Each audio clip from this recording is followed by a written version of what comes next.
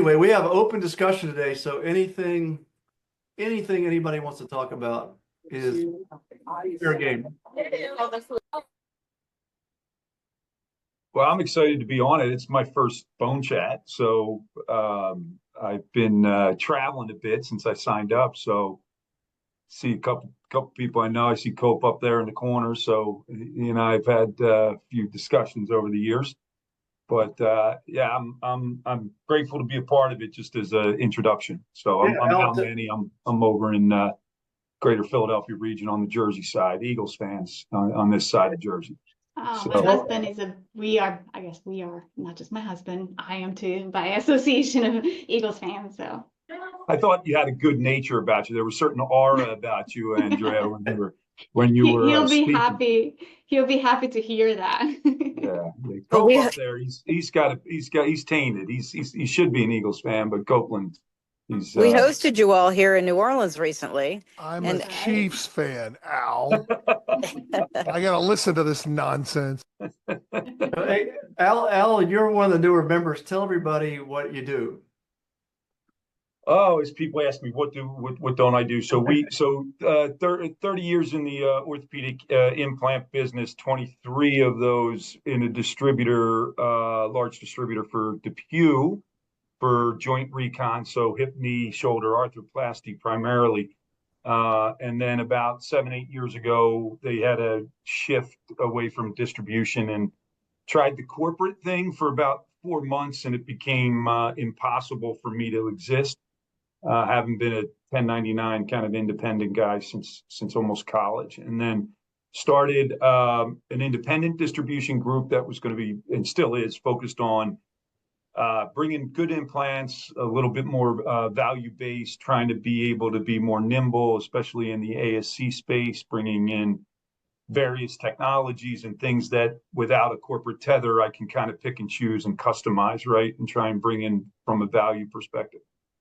And then most recently, a lot of things that, over the years of helping people and kind of seeing the ups and downs of the outside big corporation world, it kind of gave me the opportunity to put a group of us together and form a medtech business development company. And listening intently on Andrea's, patent agent, like I didn't know you existed. So we just went through a couple of patent searches recently, but we're primarily just an adjunct to a startup or a development project, or anywhere where you need a combination of folks that have real market intel, sales intel, from putting together pretty much every aspect of it. So that's my however, probably too long of an information dump, but that's pretty much everything that I'm doing. Lots of irons in the fire. Lots of irons. Waiting for one to pull out $1 million, or $10 million. Yeah, it'll happen. Got to kiss a lot of frogs. No doubt. Yeah. Here comes Patrick. Anybody want to talk about anything? Something where's your pain right now? Oh. Other than funding. Here comes Colleen. Funding's still tight right now. It's hard out there.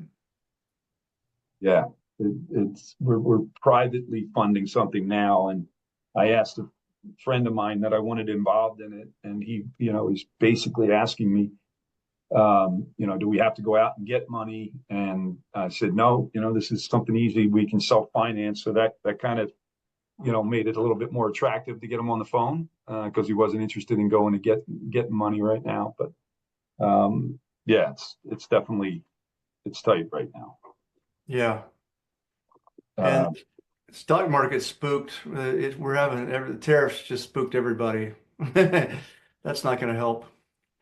Yeah. So how do you think this is going to shake out with the tariffs over the next 6 months? I mean, it's probably pretty hard to predict, but anybody have any thoughts? Personally, I think we're going to be living with tariffs in the future, but I think they're going to be modulated down to something more reasonable. That's my opinion. You would think it would have to, right? I mean, if you're going to This is just kind of, if we're Yeah, gonna, the if we're high gonna, tariffs are not sustainable. no, I don't think anybody would. I don't. I think everybody can pretty much see what he's doing, right? I mean, for the most part, we're come somewhere as negotiation, right? Somewhere in the, I guess, level playing field. But yeah, I don't know what it's going to do on my side of medical device. I don't know what on the supplier side. I haven't heard anybody really talking about it on our end yet. The people who provide us with implants and obviously digital health, it doesn't matter, but on the implant side of things, type, with that are raw materials, right? I haven't heard anything, anything yet. Tiger, you'd be probably pretty clued into that as well. We got a Nope. weird message from anybody know the company Nordson Micromedics? They're like world Dental? renowned for sort of applicators. Hmm. So if you see stuff in the OR where they mix, like two different, I'm trying like Dura sealant, and they sort of make the things that mix them.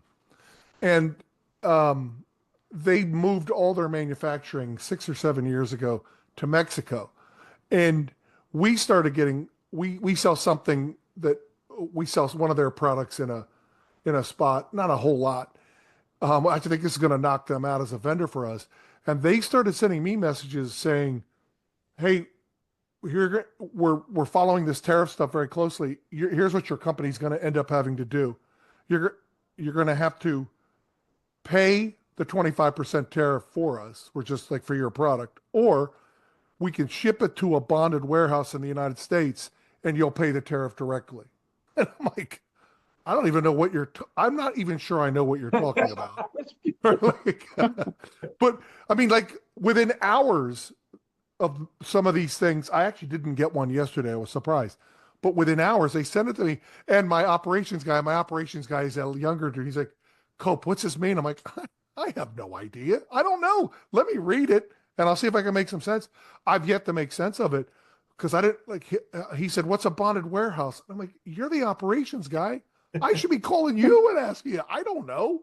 So yeah, I don't know I don't know what it means, but that's the first and only thing I've heard of from one company, one manufacturer, and they're big, but not, I wouldn't even, like med device is a little sliver of their business. So I've not heard anything else, but I'm kind of wondering when we're going to, right? Or if we're going to. Well, I think that's part of the problem here, right? Is there's so much uncertainty and the supply chains are very complex. And so the effect that this version of tariffs will have, or any subsequent version that is dreamed up by the administration, they're not well thought out. They're just kind of scattershot. And so the effect on the supply chain and the companies involved is just unknowable right now.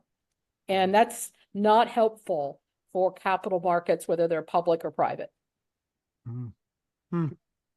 But aren't most implants and instruments built in the U.S. that are consumed in the U.S.? I mean, Patrick's got a different one, but There's a fair amount, not exclusively. I mean, I know Stryker makes a lot of hip and knee implants in Ireland, for sure. Now that's by choice. If they wanted to, or if they had a little bit of time, could they reshore some of that? Probably. Um, but most are made. Most implants are made in the U.S. It's the down market stuff, tubing, things of that nature. The further down market you get, the more likely it is to be not only made abroad, but made, not in Western Europe or something like that. I think the other thing is that at Consensus Orthopedics, we used to get knee castings from Germany. It was an advantageous price, better service, lower lead times. So, we also got them from a company here in the US. So yeah, you're right. You could shift the supply chain, but there's lead times involved with that. So again, it could result in, some hiccups in product availability. And then, for companies that manufacture outside the US because they're based in Europe, could be a bigger problem. But who knows? Nobody knows. What You know, I about was wondering, instruments? If, we talked about implants, what about the instruments themselves? I would think that those would be more likely to be manufactured outside of the US. no, there's a lot of instrument manufacturers in the U.S., but I guess as you guys are talking, I'm wondering if it's where the tariffs, and I'm not educated enough on it, just other than what I'm seeing. I haven't dove into this, but the materials itself, we're doing a lot of 3D printing, right? So you've got a company like Restore 3D who is now doing all their 3D printing, or anybody doing 3D printing for that matter. Is it the raw material? I think a couple of years ago, or when the Ukraine war started, there was some speculation without really a lot of education that because there was a lot of metals coming out of Ukraine, how that was going to affect the metal part of our industry, right? And I never heard another ripple about that. So I don't know if it's just a steel market or where the titanium end of our implants come from. But yeah, 3D printing, I think, is, one of those things that have been a solution to something like this, right? Yeah, I mean, I think that's part of the thing is like, even if you bring up a good point, Al, is like tariffs they can bite a business in a number of different ways. Forget about like what the right percentage is, but you can, the way that we think of a product being manufactured here, you could definitely like think of a product being manufactured, but you also like, I don't know that we like, are mining cobalt chrome in the United States in any sort of mass quantity. So you could like definitely see a situation where you're importing the cobalt chrome, and now all of a sudden that is subject to tariff, even if you're sort of like doing the finished product or doing the finishing steps of it in domestically. I don't know where raw materials tend to be Tiger, maybe you or somebody else who's got more of an R&D background would know where raw materials tend to be sourced from. Yeah, cobalt chrome used to primarily come from South Africa mines, but I think we're headed to a VAT tax like Europe, right? So the raw material is, I don't know, 5% of the cost of the product, and you get taxed on that only. And then you turn the product into something, you machine it, and it gets taxed, and so it's going to be little pieces of the pie that get taxed. Man, all U.S. cars are made, half the components come from outside the U.S. except for and even the ones that come from within the U.S. There's these stats that a finished car that you don't have to be made entirely in the U.S. in order to be sort of labeled made in the U.S. There's some percentage, and I don't know what it is, but even things that are labeled made in U.S. cross border sometimes numerous times as part of the production. To that point, I literally saw a TikTok video from a guy who's a Toyota distributor, and he was walking around and the 8 or 9 different Toyota models. He was saying, let's look it up. And some were made in US, some weren't. Canada, Mexico. And he's literally saying, he's like, oh, the Camry's made in the US. Thank goodness. Because like it was their big mover. And he was describing these others. And I was thinking like, you're starting to look at everything you have right now, wondering where is this made? But to your point, Patrick, it was very, I don't think we would have walked on the lot and said, oh, we know either all of these are good or not good. And it was just it was fascinating to hear him going through it with us looking at it. And he's got new cars, right? So yeah, I don't know. I didn't know cobalt chrome was from South Africa either. Yeah, it's nasty. Digging up cobalt chrome is nasty business. Yeah, it's. Do you think hospitals would absorb, price increases? I mean, typically they never have. No, I wouldn't. I think they'd be some of the last to absorb.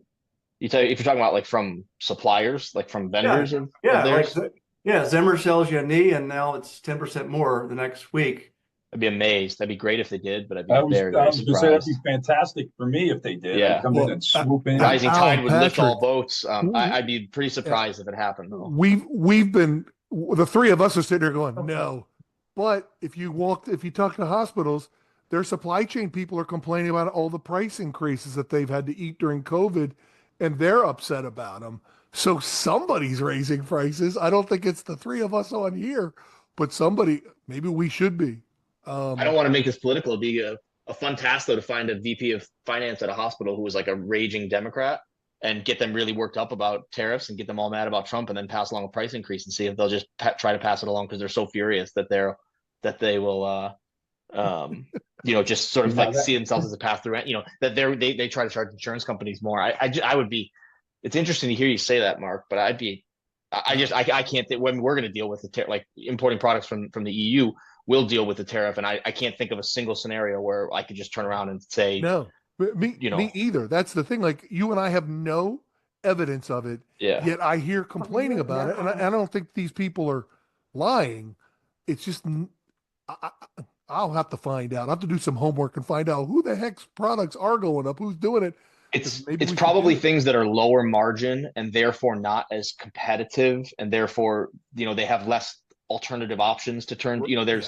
They have less alternative options to. I'm just thinking again of things that are down market of like what we're what we all kind of probably deal with more often is if you're because we don't appreciate this, but some of these like purchasing people, this is like what they spend their time doing is like literally trying to find a vendor. Like we think it's like how crazy is it for a purchasing department at a hospital be trying to like find someone to make what it is that they're looking for. But they spend a lot of time just literally trying to find vendors. This is their whole COVID life was like trying to find vendors to get stuff. So if that's the environment, you can see price increases coming along. But we're at the opposite end of the kind of prestige spectrum where there's people salivating, standing at the door, ready to swoop in. So I have one example. My wife works for a very large medical device company, and they're doing a lot of shifting around of things, trying to get the manufacturer of record to different locations. And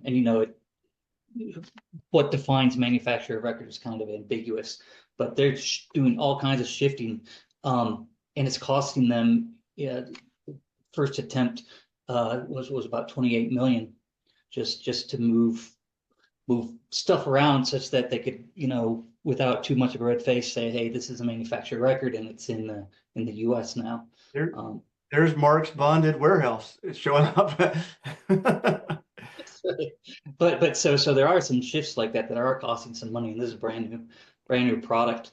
The implants made in the US, but the rest of it is not. So they're having to deal with it. Wow, it's interesting. Yeah, I guess that 28 million that they're spending up front, I think is going to be far less than what they'll spend over time with having to pay the tariffs to get their product. I think Colleen summed it up nicely. It's just there's no certainty right now, and everybody's scrambling, and it's amazing how quickly people are reacting to this. It may have some ripple effects, second and third order effects in the whole industry. We just don't know yet. Interesting. I have one little piece of good news as far as all this stuff goes.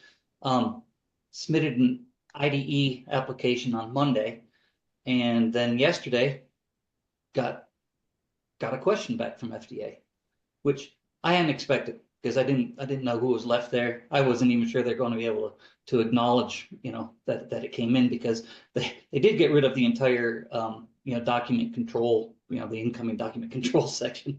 So that may have been automated, but I got a response or a question from a reviewer. So, or they could just be operating a little bit more efficiently. Yeah, that's another effect. Yeah, FDA trying to hold on to that job, Well, I was talking to a CEO this morning, and they're fast tracking his device because it's low risk, and I think they want to put up more wins in the column at the FDA. So things that aren't scary, I think they're going to go faster just to put points on the board. Yeah, maybe so. Yeah, so I'm working with, I don't know if you guys know Micra, but they're who I work with for a lot of my regulatory work. And they have a lot of employees that came directly from FDA, and they've been flooded with people from there wanting jobs. Not ones that have been laid off, but ones that definitely want out now, because you can imagine the morale is not super great. Yeah, there was rumors floating around. There was like 50,000 houses that went on the market in the DC area within like a few months. Just crazy I fear. think it's impacting the house prices though. Really? Because then you have probably equal, if not larger amount of people that have to move back because of the return to office. The patent office is one of those where they've been remote. 94% of the staff of the USPTO has been remote for decades and had nothing to do with COVID. That's just how they were hired. And so a lot of them just kind of are all over the country. And there's still a lot of uncertainty whether they need to come back or not. They're unionized, and there's been some decisions for unions as well. So we'll see. But if the majority of those have to come in, I think again they'll need housing. There's interesting dynamics there. Wow. So I've got a topic I want to throw out. So I'm no sales expert by any means. I've never sold anything. I'm a technical guy, but I'm talking to more and more startups that are pre-commercial, and they are trying to figure out what the right business model is on the front end, and they have no clue. Like, do you go with a sales leader and you sign up 1099s all over the country? Do you build your own sales force? Do you do direct to consumer? Do you do, what do you do? You got a brand new product that works, solves a problem. What are the options out there, and I want to put a panel together for one of these BoneChats where we have a bunch of sales experts. I actually talked to Blake Helm this morning, and he's a total startup expert in building Salesforce with 1099s. He's the man, but he doesn't know anything about direct to consumer. So, and I'd love to get a panel of different people what do you guys think about that? The panel or the topic? The topic in general. I mean, if you have a startup and you've got a better mousetrap and it solves a problem, it works, okay? And the price is okay and it's reimbursable and it checks every box. And you're going to be commercial in 12 months. How would you do it? I mean, there's different sales channels now, the way I understand it. Relationship selling is different than it used to be. You got VAC committees. Sometimes patients can, tell the doctor, I want this implant or this solution. It's nuanced. It's definitely Patrick and I speak about this often, but it's gathering the relevant information first. What's what the market interest is going to be, what's the space look like already. If it is truly like a differentiator, then what's going to be your what's your runway, right? Are you establishing your say your strategic? We'll use like an implant product.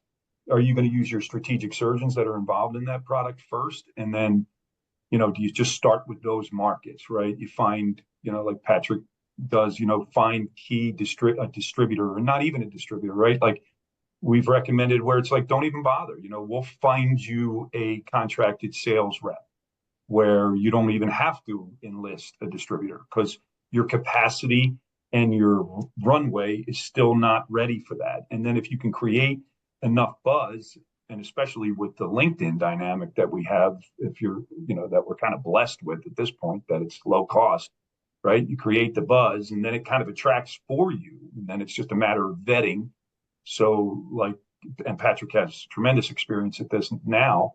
It's like you're not, it's costly and it's frustrating and it's chasing distributors and trying to drive numbers, and you start adding people and you add people too soon. So it definitely is something that has almost like a scoring sheet to it, where you're just kind of going down that checklist and weighing those variables, that you have to make those decisions. Patrick, you probably prefer. Yeah, there's a million different variables at play here, and there's like an 8-hour answer here, but it really is like all options could work, or all options couldn't work based on like the specifics of the product and the company. I mean, most things, and this is my own opinion, not everything, but most things still have to be sold. Like there's very, very few, at least orthopedic products that like, or at least products that surgeons buy. I should maybe just preface that. There's very few things that orthopedic surgeons buy that they're just like sitting around on the internet and they're like, I got to figure out where to get this thing and how to get this thing. Most things in orthopedics work well enough that even though you can improve things and you can offer a better option, you still got to like get in front of that person and talk to them about their option. There's very few things that like work so awful that the doctors like are willing to just like start Googling looking for better answers. Doesn't mean there's not better answers out there. And that puts you in a situation where most things have to still be sold. Now the selling can be done differently. It can be done with a lighter touch than even 5 years ago, let alone 10, 15, 20 years ago. But my experience is that like something still has to be sold, and therefore someone has to do the selling, whether it's the company or if the company can do it, great, but you better to get real coverage. Part of it is investors too. I'm going to ramble because there's so many different tentacles to the answer here.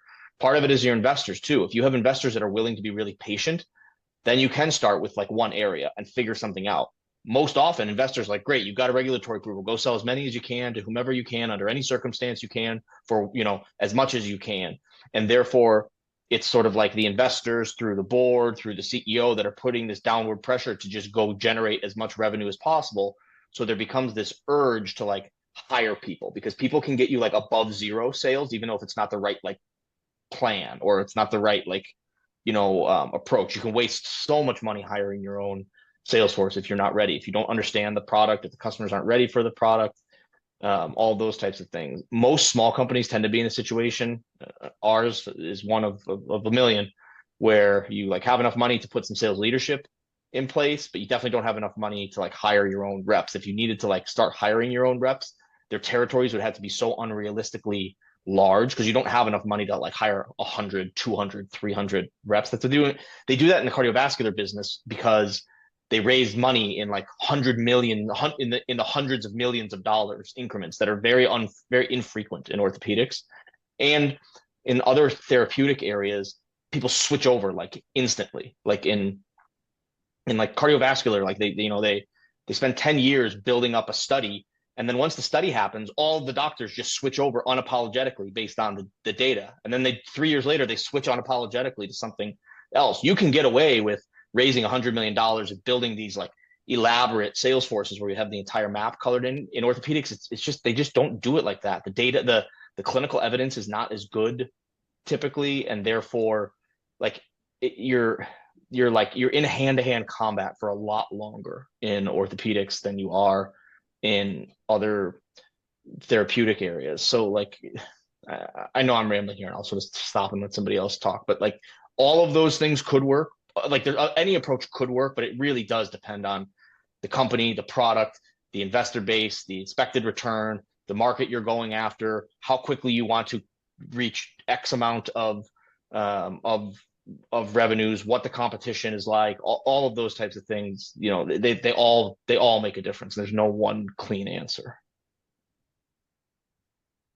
Good ramble. Thank you. I know it was. As I'm talking, I'm like, okay, It was. I'm nowhere It was near a where I'm really. nowhere near where I started. It was really informative. I thought I was like, that was great.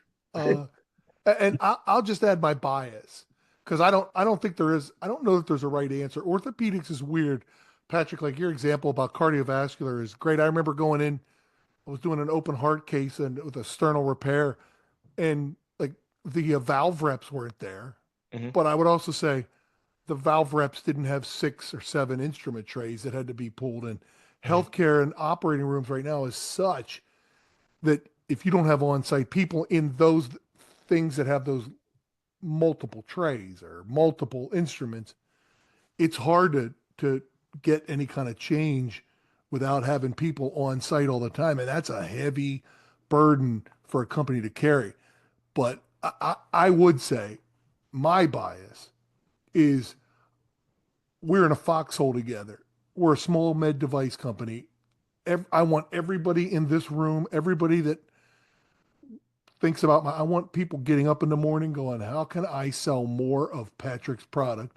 And going to bed at night going, did I sell more? And who am I going to see tomorrow to sell more? Right? Like I like people being in my foxhole. I'm biased to having direct salespeople, but like you said, it's hard to do, and then it's hard to do economically, and it's hard to do financially, or when your investors are saying who's covering Oregon, who's got Arizona, who's doing Florida, and you're like, we're based out of Connecticut. I'm trying to get business in Connecticut first. I don't think it's an easy question, Tiger, and I think it'd be a great 8-hour call. Yeah, there's probably a way to assemble a panel and Yeah. stage it over a series of conversations. Because if you just let everybody go, especially people who are used to talking for a living, you've got yourself a weekend summit. I like knowing everybody's on the. I work for a small biotech startup, and it's completely different. But everybody got up. We sold one drug every day. Now sometimes it got a little boring, but that's what we did. And so I don't know what the right answer is, but I come from with a slightly different background on this. But yeah, Tiger, it's hard, and I think I hate to say it, it depends, and it is case by case, company by company, and we can tell you all the mistakes and some of the good things, but it's hard. I'm sure Maloney's got some good insights too, but I don't mean to. He just always, every time he talks, I like listening to him.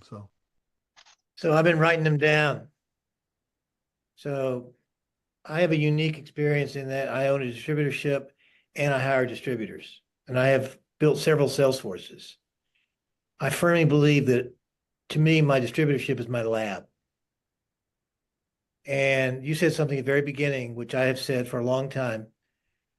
Much of what I do in this business, I learned in the Army and in Vietnam. The farther you are from the foxhole and the more stars on your shoulder, the easier it is to pull the trigger. If you want to know how hard it is to pull the trigger, get in the foxhole with that guy, and get scared, and then you'll learn. My next one was, I echoed what Patrick said. I put it in the chat. Nothing sells itself. Number 3, doctors sell doctors. Your advisory board should be 100 guys if you can get it. Number 4, out of sight is out of mind. Dealers got other products. They got families. They got problems. They get all kinds of shit every day. And if they don't hear from you every week on the phone, by ear, and if they don't see you once a month, it's like you don't live. If you don't show it, in other words, if somebody doesn't show it, they'll never sell it. The number one competition in the business and on the ground in the foxhole is that doctor has not seen your product, because it's hard to get in front of doctors.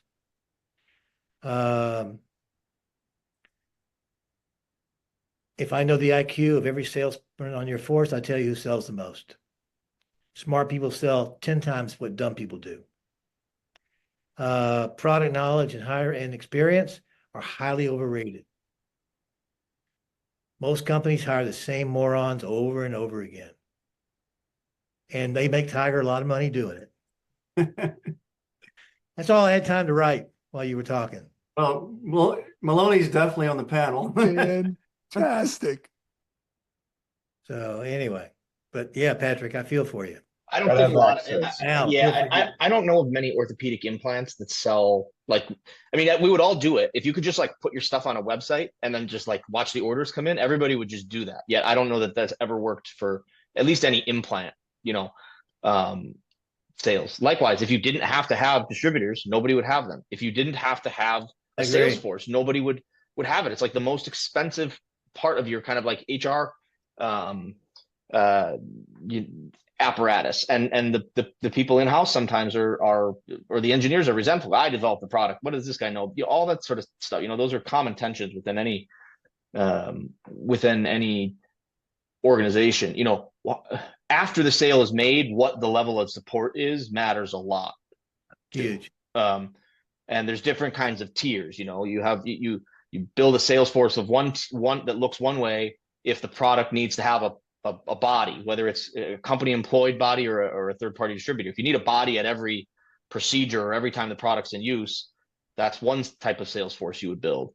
The sweet spot probably is if the body is optional but always welcome, that's probably a sweet spot where people could be around if they wanted to be but don't have to be around. That gives you enormous amounts of flexibility with how you can structure territories. If you have something that and then that's really for implants. If capital equipment's a little bit different, where they buy it, you in service them and check in periodically. But the orthopedics is a number of different sort of structures of businesses at the same time. There's implants, there's capital equipment, there's disposables, there's a variety of those sales forces can all be structured differently as well. I love it. I think it's the greatest. If you're going to be in the industry, it's a great place to be. Your patients don't die; they come back over and over again. That's a good thing. And I'm having dinner tonight with a company that's hiring one of my reps. I'm unique in my orthopedic distributorship in that I've never made anybody sign non-competes. So half the sales force in Atlanta used to work for me, and I love it. It's great. It's more of a sales school than anything else. So anyway, and that's the fun part, I think. This is great. But let me talk a couple specifics now. This is kind of warm you guys up. So a couple of BoneChat members, I talked to Emanoli today. You guys, I don't know if you remember Emanoli. He's the CEO of Explant Lab. So he has got a killer product or service that's going to be on the market this year. He's got a genomics test. You take a simple blood sample, and it tells you if you're one of the 15% of the population that's allergic to chromium or titanium or aluminum or something. And he's going to be cleared in the U.S. later this year. And he's trying to figure out how you build a sales force. You've got everybody that gets a joint implant in the United States should be screened. And he's also, another low-hanging fruit is a revision implant. So every time there's a revision for a reason. And a lot of times there's a hidden alloy allergy that nobody even knows about. He's got a simple blood test that'll show that. It's incredible. He presented last summer, I think. So if you go back and look at it, but he asked me today, what kind of sales force should I build? I'm not a sales guy, but maybe I can put a panel together and help you. Mark.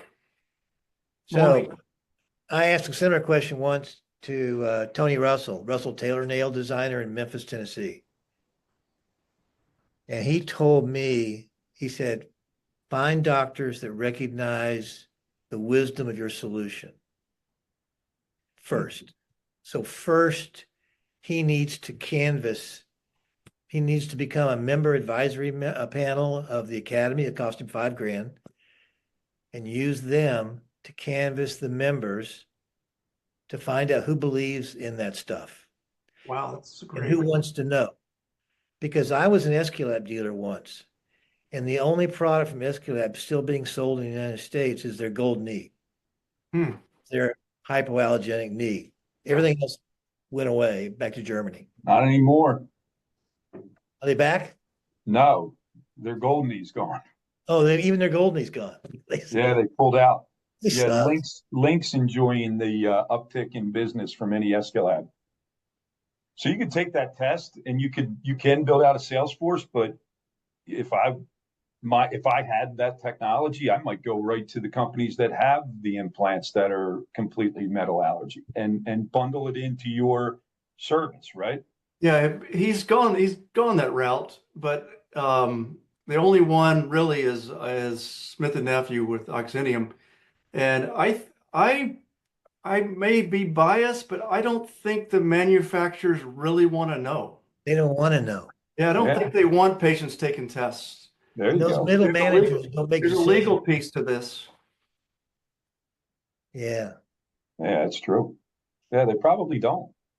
I'm just wondering if those who do have the solution on both sides have regular and gold. If you've got it, it's interesting. I guess it is something to dive deeper into the legal ramifications and if it's a false positive or whatever. I mean, on testing is something I only know on the periphery about, but I guess part of it is the hypothesis, and I don't know what the answer is, but is the hypothesis from the company that there's lots of people with metal allergies that they don't know about it, or is the hypothesis that fewer people have metal allergies than they think?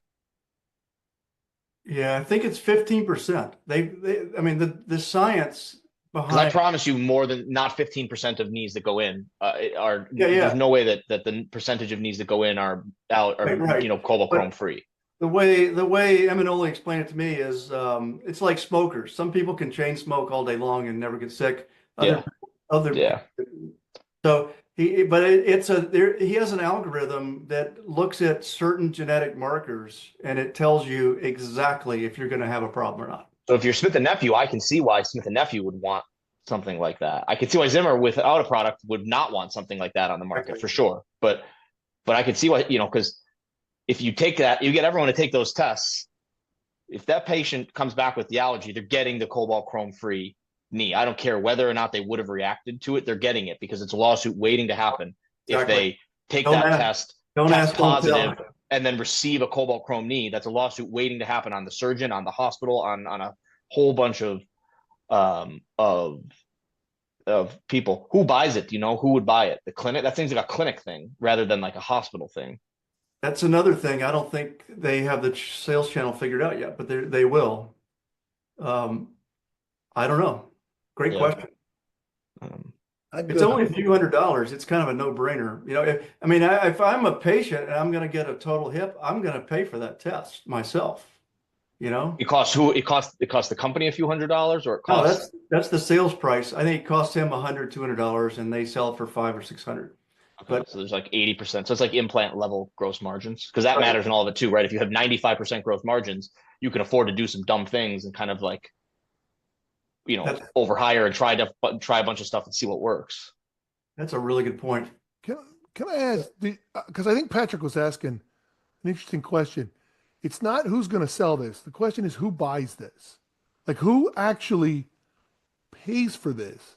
Is it the hospital? Is the patient insurance? Is it?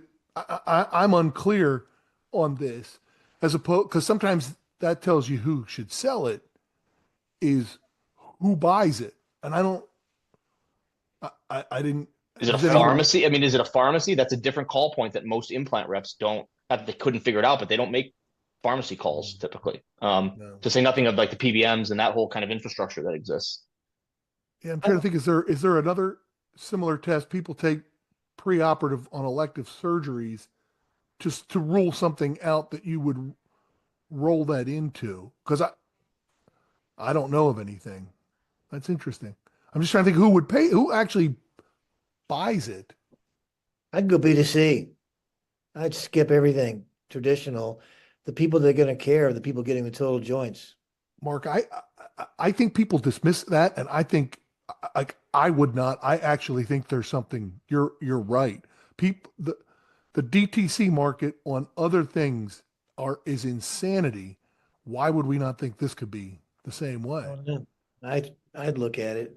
I mean, social media is all the rage, but whoever said the only thing social media is good for is getting laid.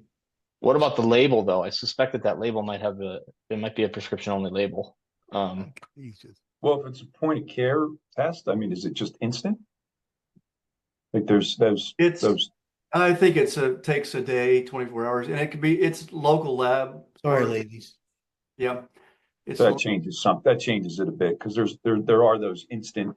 They're doing, infection testing and things like that they're trying to do right on the spot, right? With just, Right. Al, how excited are you, Al, to have like 5 cases scheduled for Tuesday, and 2 of them come back? Oh, hey, listen, they didn't get their allergy test done yet, so we're going to cancel the cases. Yeah. That's why back to Al's original.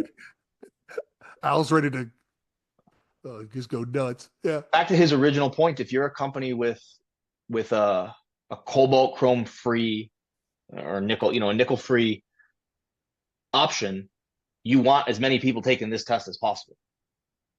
Yeah, that's what I would try to do is first. I'd try to license it to Smith and Nephew. But beyond that, assuming they're not interested or whatever. Yeah. My initial thought was a blood, like an instant. So if we're going to the lab base, now you're getting a little bit more like, all right, we got to dive into this process, right?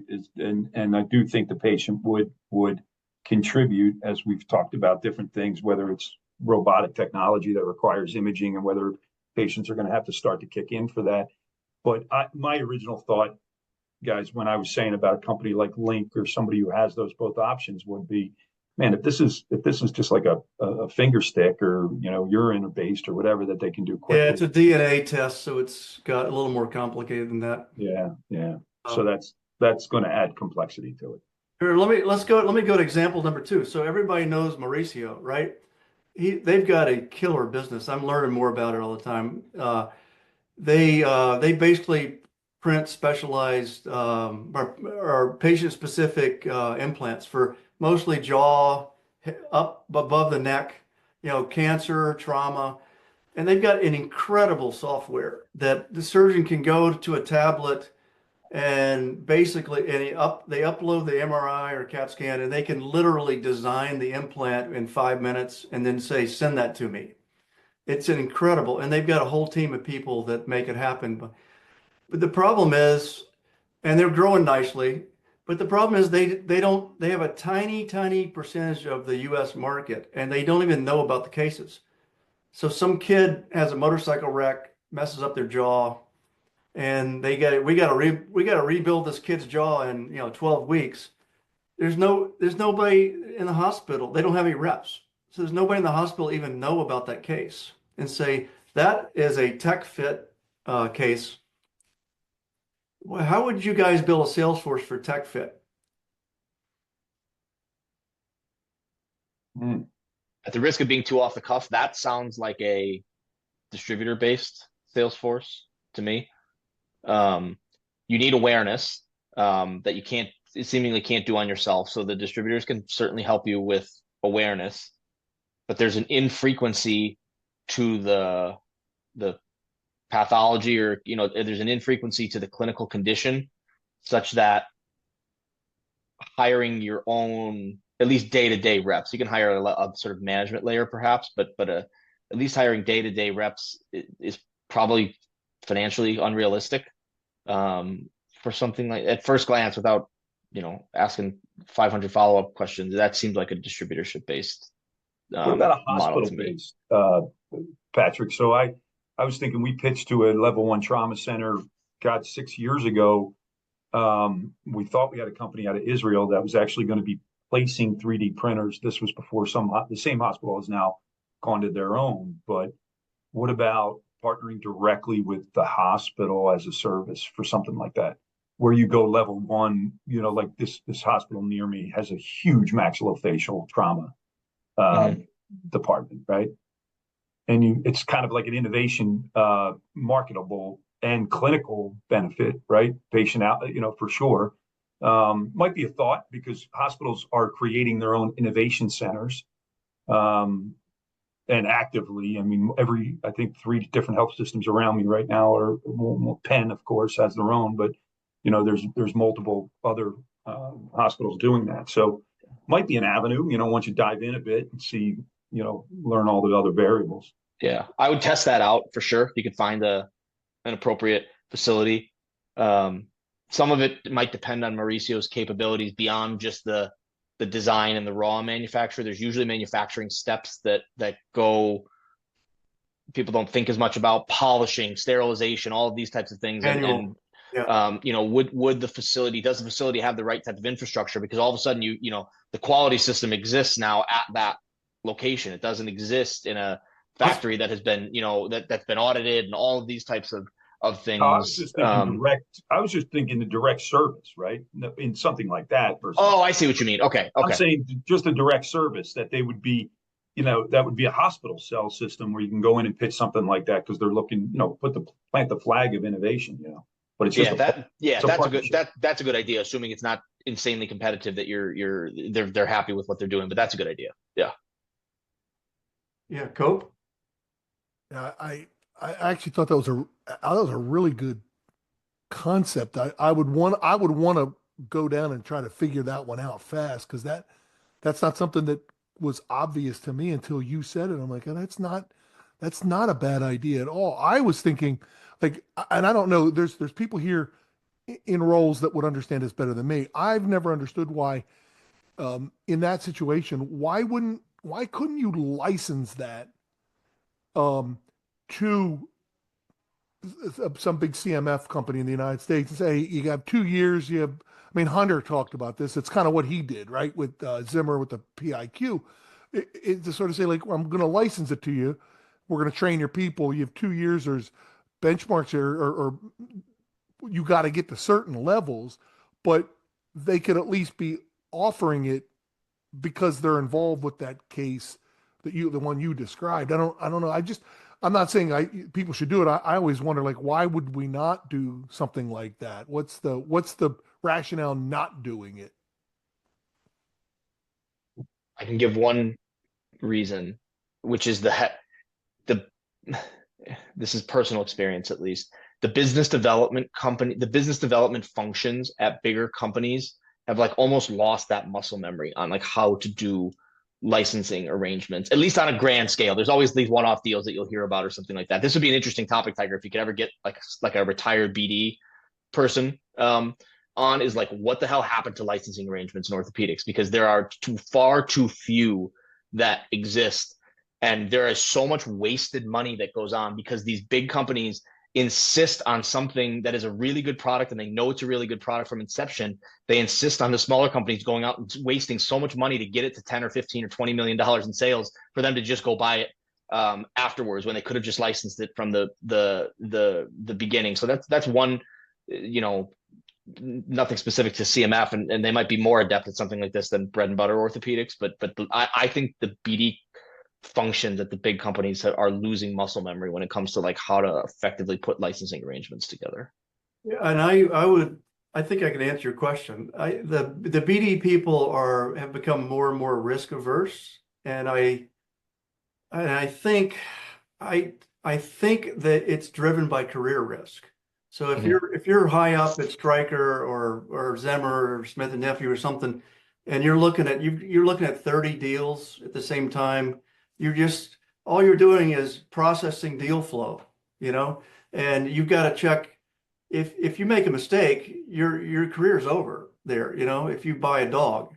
So you have to check every box: IP, regulatory, sales adoption, pricing, reimbursement. Oh, they got 10 million? Can they get to 20 million? I mean, they have to check every box nowadays to pull the trigger. And 20 years ago, they would just try things, license it, buy products before they're even commercialized. And it's driven by career risk. The companies have gotten so big that they can't take chances anymore.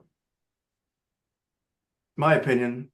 Yeah. And the middle market is, like, gone in a way that, like, that would be your next logical sort of grouping of the exact techs or higher risk appetite. Yeah. Right, medicals are gone. Yeah.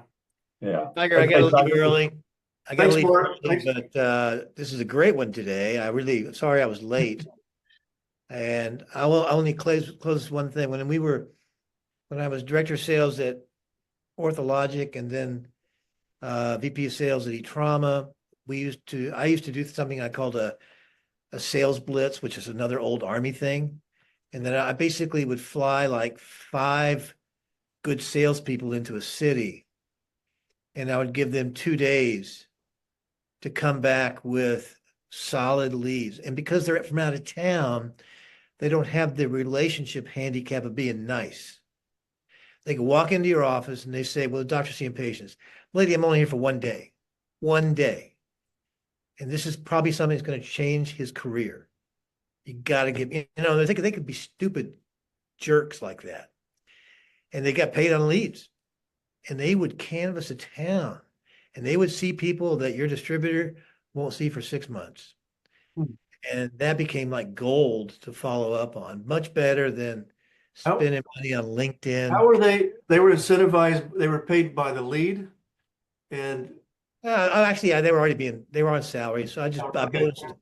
Basically, they were my regional managers, and instead of going buying dinners and getting fatter, I would fly them into town, and they would become like hunter killers. a SWAT team or a SEAL team. It was fun. What did you call that group? I called it a hunter killer team, but that was too military. They didn't like that. So I called it Blitz, sales Blitz. I like it. Did you get any pushback from the distributors on that approach? If I did, they weren't right for the job. Please. I mean, I'm giving them leads. Please give him a podcast. Can somebody please give Mark Maloney a podcast? Please, I'm begging you. By the way, Patrick, listen to this guess who I'm having dinner with tonight? Gary? Your buddy. Yeah. Yeah, I'll tell you about it some other time. All right. Yeah, we got one of these days, Mark Maloney, we're gonna have just the Maloney hour and just pick a Thursday. Yeah. That'll be the most pretentious hour you've ever had. Take care. I'd put it behind a paywall. Oh, he's amazing. His experience is amazing. Hey, Tiger, if that company, I was just thinking the hospital group that I was talking about around here that's forming an innovation kind of center, if an introduction would be needed, I could do that because I know one of the board members and he's spoken to me about what they're trying to do. Oh, cool. Yeah, I'll introduce you to Mauricio. Yeah. Yeah, I might be able to set up a conversation because they're the innovation center for that massive maxillofacial cranial level 1 trauma center. Level 1, yeah, but they're known for all their trauma, but they have a very robust EMF. Yeah, that space. But yeah, they're trying to think out because they're trying to compete with Penn and some other stuff going on. So. What my first startup was a trauma startup in 2008, and I was in Memphis. I would go down to the level 1 trauma center in Memphis, 6 o'clock Monday, and they would just flash through cases, 2 minutes, this case, and the reps are standing in the back of the room, and they go, okay, that one belongs to this company, that one belongs to. They would just sit there, take notes. It was like shooting fish in a barrel, But you couldn't be in that room. You needed a lot of respect to be in the back of that room. And in fact, Tony Russell, Mark's gone. Yeah, Tony Russell was grilling the fellows and residents in there while they were going through the cases. But if you don't know about a case and it's oncology or trauma, I mean, how would anybody call the company? Yeah, it's interesting.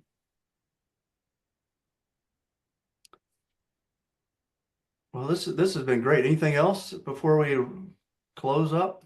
No, I had a conversation before we got on, and I'd really like the opinions here if we can, because it's pretty specific, so we should be able to nail it. But I was telling one of the surgeons on the phone he had just tried a Mako knee, and he'd done them before, but he just saw their software update on the knee, which gave feedback on the laxity through range of motion, right? But it was static. It wasn't dynamic, which, there's only one company out there right now in the robotic space who small company who actually gives you the dynamic feedback. And he was like, I can't believe, they kind of have it figured out. I'm like, well, do they? Because it's not dynamic. And he's like, yeah, I guess not. And I said, one of the things everybody's trying to do is go off of, eliminate the imaging part of it, the CT scan, the MR scan, from a wide scale perspective, like a Stryker or anybody else. And he said, well, I don't think it's going to be a problem because I think patients will just pay for that scan. And I said, well, I think you're oversimplifying that dynamic, because I have been involved with those patient charge things and even set up portals, and there's nobody chasing bills or anything like that, but they've greased the skids to have certain technology reports or whatever done through direct patient pay. I